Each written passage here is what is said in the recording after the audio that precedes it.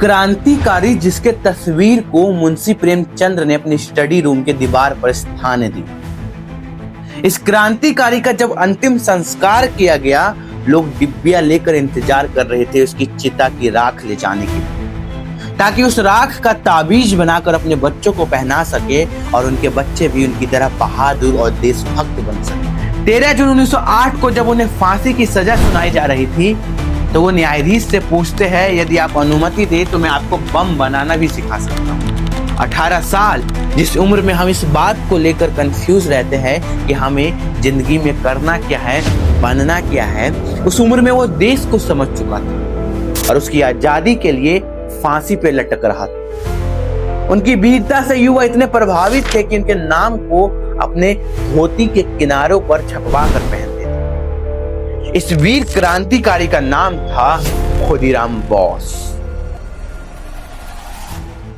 दिसंबर 1889 बंगाल के मिदनापुर जिले में त्रिलोकनाथ बोस और लक्ष्मी प्रिया देवी के घर एक बेटे का जन्म हुआ। बेटा पैदा होने की वजह से घर में खुशी के साथ साथ डर का माहौल भी था। डर इस बात का था कि कहीं त्रिलोकनाथ बोस अपने इस बेटे को भी खो न दे, क्योंकि इससे पहले त्रिलोकनाथ बोस के 2 बेटे हो चुके थे, लेकिन बचपन में ही बीमारी के कारण इन दोनों बेटों को त्रिलोकनाथ बोस ने खो दिया था। इसलिए किसी भी तरह त्रिलोकनाथ बोस अपने इस बच्चे को बचाना चाहते थे। उसी समय गांव में एक टोटका किया जाता था कि अगर किसी परिवार में बार बार बेटे की डेथ हो जाती है तो नए जन्म लिए बेटे के साथ एक टोटका किया जाता था। इस टोटके में उस बच्चे की माँ अपने बच्चे को झूठ फूस के किसी को बेचती है। इसलिए उस बच्चे की बड़ी बहन अपरूपा देवी द्वारा 3 कटोरी चावल के खुद्दी के बदले उसे खरीद लिया जाता है और यहीं से उस बच्चे का नाम पड़ता है खुदीराम बोस। खुदीराम ने 9वीं क्लास तक ही पढ़ाई। उसके बाद वे अनुशीलन कमेटी नामक एक संस्था से जुड़ गए, जो लोगों को समझाती थी कि गुलामी की जंजीर को एक ही चीज तोड़ सकती है, वो है क्रांति। और खुदीराम तो बचपन से ही सपना देखते आए थे। उसके मन में देश प्रेम तो कूट कूट कर भरा था। जिस उम्र में लड़के किताबों की दुनिया और खेल कूद में मस्त रहते हैं, उस उम्र में खुदीराम बोस अंग्रेजों के खिलाफ लोहा लेने उतर गए। उन्होंने अंग्रेजों के खिलाफ पर्चे बांटने शुरू कर दिए थे। दरअसल बात है 1906 की। उस वक्त मेदिनीपुर में खुदीराम बोस विदेशी वस्तुओं का विरोध कर रहे थे, लेकिन कई दुकानदार बार बार समझाने के बाद भी बात सुनने को तैयार नहीं थे। जब रिक्वेस्ट और वार्निंग का दुकानदारों पर कोई असर नहीं हुआ, तो खुदीराम बोस ने विदेशी माल से भरे गोदाम को ही आग लगा दी। इसके बाद खुदीराम को नई जिम्मेदारी सौंपी गई।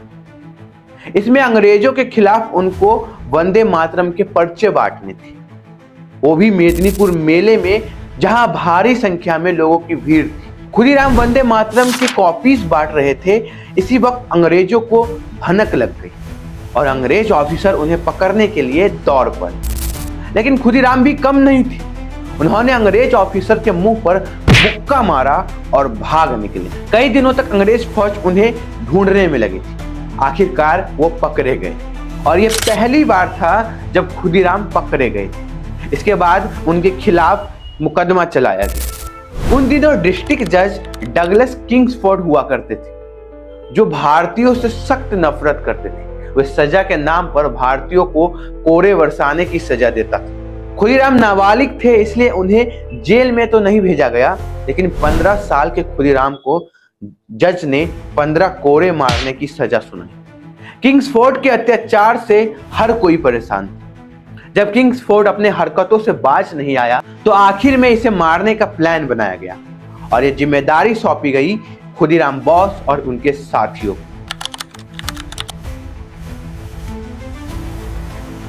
17 साल के खुदीराम बोस और उनके दोस्त प्रफुल्ल चाकी ने पहले एक पार्सल में बम छुपाकर डगलस को मारने का प्लान बनाया, लेकिन अफसोस किंग्सफोर्ड ने उस पार्सल को खोला ही नहीं। वो प्लान फेल हो गया। जज किंग्सफोर्ड की जगह एक एम्प्लॉय इंजर्ड हो गए। क्रांतिकारियों के एक्टिविटी से डरकर किंग्सफोर्ड अपना ट्रांसफर बंगाल से दूर बिहार के मुजफ्फरपुर में करवा लेता है।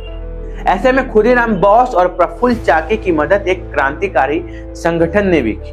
दोनों को पिस्तौल और कारतूस देकर बिहार भेज दिया। 18 अप्रैल 1908 को दोनों बिहार के मुजफ्फरपुर जिले पहुंचे और किंग्सफोर्ड के डेली रूटीन पर अपना नजर रखना शुरू कर दी और वहां पर एक धर्मशाला में रुकने का निश्चय किया। लेकिन इसी बीच किंग्सफोर्ड के गुप्तचरों को पूरी प्लान की भनक लग गई, इसलिए किंग्सफोर्ड की सिक्योरिटी बढ़ा दी गई।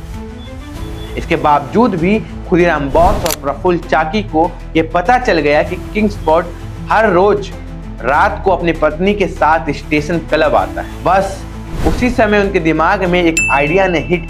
प्लान साफ था, रात को क्लब से आते वक्त किंग्सफोर्ड के बग्गी पर बम फेंक कर उसे वहीं उड़ा देंगे। करीब 8:30 बजे खेल खत्म हुआ तो दो लेडीज मिसेस कैनेडी और ग्रेस कैनेडी एक बग्गी पर सवार हुई। ये बग्गी किंग्सफोर्ड की बग्गी से काफी मिलती जुलती थी। उन महिलाओं ने भी वही सड़क ली जो किंग्सफोर्ड के घर के होकर जाती थी। जैसे ही बग्गी किंग्सफोर्ड के घर के पास पहुंची, वो छिपकर बैठे दोनों क्रांतिकारी उनकी तरफ दौड़े और बग्गी में बम फेंक दिए। बग्गी के चित्रे चित्रे उड़ गए, लेकिन इस धमाके में किंग्सफोर्ड की जान बच गई, क्योंकि जिस बग्गी पर बम फेंका गया था वो बग्गी उसकी थी ही नहीं। उसमें मिसेस कैनेडी और उनकी बेटी थी।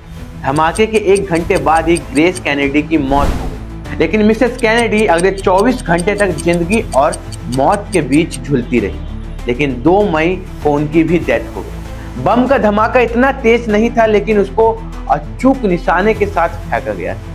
अगर क्रांतिकारियों से निशाना लगाने में 1 फीट की भी गलती हुई होती तो दोनों लेडीज में से कम एक की जान तो बच ही जाती। इधर खुदीराम और प्रफुल्ल चाकी दोनों बम फेंकते ही रात के अंधेरे में खो गए। उन्हें इस बात का अंदाजा तक नहीं था कि उनका निशाना चूक गया है। दौड़ते वक्त उसके जूते भी पीछे छूट गए थे। दूसरी तरफ जिले में रातों रात अनाउंसमेंट करा दी गई कि जो भी इन दोनों के बारे में इंफॉर्मेशन देगा उसे 5000 का इनाम दिया जाए। बस फिर क्या था भाई, पूरे मुजफ्फरपुर शहर में सनसनी फैल गई। खुदीराम और प्रफुल्ल चाकी बचते बचाते बैनी रेलवे स्टेशन पहुंचे। उन्होंने रात के अंधेरे में भागते हुए करीब 24 मील की दूरी तय कर ली। बैनी स्टेशन के बाहर दोनों क्रांतिकारी एक दूसरे से गले मिले और इस वादे के साथ अलग अलग डायरेक्शन में चल पड़े कि अगर जिंदा रहे तो कोलकाता में मिले। रात भर चलने के बाद खुदीराम रेस्ट करने ही बैठे थे कि इन्होंने सुना कि कुछ लोग आपस में रात की घटना की चर्चा कर रहे हैं। उसमें से किसी ने कहा वो किंग्सफोर्ड तो मरा नहीं इस बम से, लेकिन एक ऑफिसर की वाइफ और बेटी मारी गई। ये सुनकर खुदीराम को धक्का लगा। वहां पर अंग्रेज पुलिस के कुछ सिपाही और जासूस भी घूम रहे थे। खुदीराम की थकावट, उम्र, बांग्ला बोलने का लहजा और नंगे पांव देखकर उन्हें शक हुआ और वक्त गवाए खुदीराम को पकड़ लिया गया। खुदीराम के पास बंदूक भी थी, लेकिन वे इतना थक चुके थे कि कुछ न कर पाए। पुलिस उन्हें पकड़कर मुजफ्फरपुर स्टेशन ले गए। तब तक उनकी गिरफ्तारी के खबरें आग की तरह फैल चुकी थी। किसी को विश्वास नहीं हो रहा था कि 18 साल के लड़के ने किसी अंग्रेज को मार दिया। वहीं दूसरी तरफ पुलिस ने प्रफुल्ल चाकी को भी पकड़ लिया, लेकिन प्रफुल्ल चाकी हाथ छुड़ाकर भागने की कोशिश की। उसने कुछ गोलियां पुलिस कांस्टेबल पर मारने की भी कोशिश की। इसके बावजूद भी वो वहां से निकल नहीं पाया, तो उसने उसी रिवॉल्वर से खुद को गोली मार दी। इसके बाद पुलिस ने उस क्रांतिकारी का सर काटकर कलकत्ता भिजवा दिया ताकि यह पक्का हो जाए कि यह वही प्रफुल्ल चाकी है। उधर खुदीराम बोस पर हत्या का मुकदमा चला। इसी बीच खुदीराम ने एक्सेप्ट कर लिया कि उसने किंग्सफोर्ड को मारने की कोशिश की थी, लेकिन इस बात की बेहद अफसोस है कि मिस्टर कैनेडी और उनकी बेटी मारी गई। यह मुकदमा 5 दिन तक चला। 18 जून 1908 को उन्हें अदालत में पेश किया गया और 13 जून को उन्हें फांसी की सजा सुना दी गई। जज भी हैरान था। मौत सामने थी, लेकिन 18 साल के उस लड़के के चेहरे पर सिकन तक नहीं थी। खुदीराम के ऐसे तेवर देखकर जज ने पूछा, क्या तुम सजा का मतलब समझ गए हो? तो खुदीराम ने सुनकर मुस्कुरा दिया और कहा कि मैं फैसले का मतलब पूरी तरह से समझ गया। और वो कहते हैं कि यदि आप मुझे मौका दे तो मैं आपको बम बनाना भी सिखा सकता। वहां खुदीराम बोस को सजा दी जा रही थी, लेकिन खुदीराम बोस इस फिक्र में थे कि बम बनाने का फॉर्मूला ज्यादा से ज्यादा लोगों तक पहुंच सके। 11 अगस्त 1908 की सुबह 6 बजे भारत की आजादी के इतिहास में पहली बार एक किशोर को फांसी दी जा रही थी। लोकमान्य बाल गंगाधर तिलक ने खुदीराम बोस की शहादत पर कई लेख लिखे। वहीं उनके अंतिम संस्कार में इंपीरियल अखबार ने खबर छापी जिसमें लिखा था कि एक वीर क्रांतिकारी की चिता की राख के लिए लोगों में छीना झपटी मच गई। कोई सोने के डिब्बे में तो कोई चांदी के बर्तन में, कोई हथेली पर ही राख ले जा रहे थे। खुदीराम बोस के एक फोटो को मुंशी प्रेमचंद ने अपने अध्ययन कक्ष की दीवार पर स्थान भी दिया। तो ये थी पूरी कहानी खुदीराम बोस की। ऐसे ही अनसुनी कहानी सुनने के लिए हमारे चैनल प्रज्ञा सेतु को आप सब्सक्राइब कर सकते हैं और बेल आइकन को ऑल पे सेट कर सकते हैं, जिससे आने वाली वीडियो का नोटिफिकेशन आपको सबसे पहले मिल जाएगा। बहुत बहुत धन्यवाद।